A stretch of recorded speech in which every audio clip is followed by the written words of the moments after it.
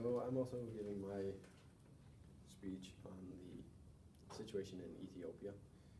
So on October 8th, 2016, the government came up, like the Ethiopian government came forward and declared a state of emergency in Ethiopia.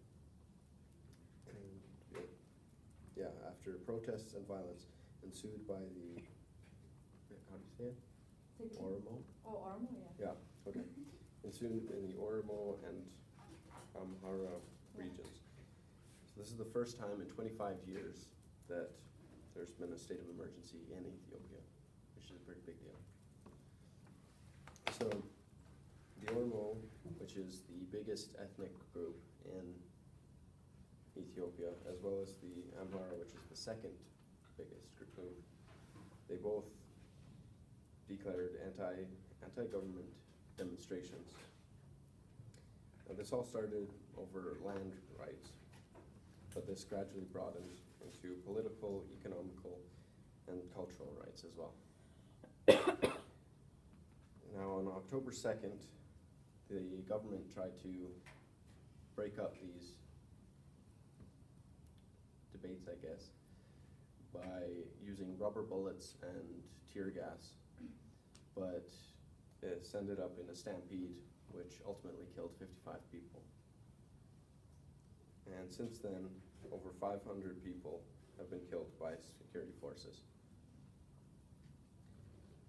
And over 1,500 people have been arrested for reasons of violence, property damage, and denying service. And by denying service, this means that businesses have closed and refused to let people in to their businesses. And as well, 3 teachers were detained for, quote, abandoning school. So the people have been protesting about this and just completely leaving their businesses, I guess. Yeah. So because of the unrest over in Ethiopia, there's been certain things that have been banned. And some of these things are like guns, of course, because you can't take any guns within 25 kilometers of the main roads. So things like that, as well as gestures. So one of the gestures that the Oromo people use is they cross their arms over their heads, and it's basically just a symbol of protest, and it was actually made popular by Felisa Kilisa. Faisa? Yeah, I don't know how to pronounce it, sorry. It's okay.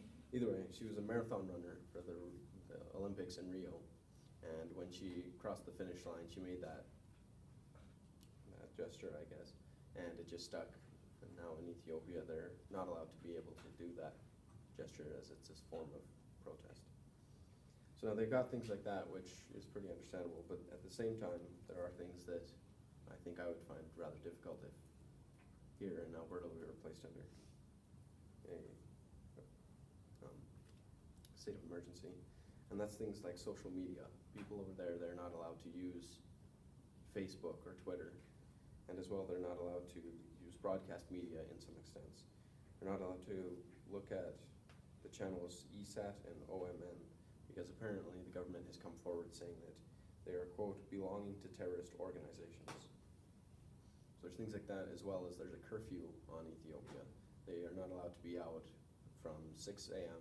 to 6 a.m. the next day. So I think personally for me that would be something that would be kind of difficult. So with protests becoming increasingly politicized, the whole system is in a state of turmoil.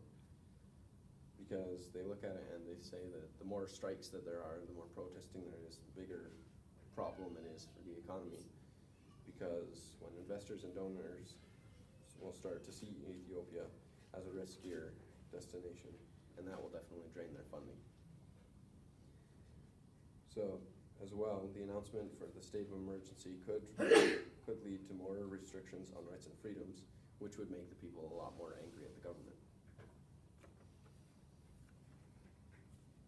And so, like Asma was saying, sometimes it seems like that nobody's helping out over there, and that they're needing that assistance that they're just not getting. So it says if they want to restore stability, the government will have to convince the population that the benefits of the economy can be shared more widely, and that all groups will be able to have a voice. So I think if the government is able to realize these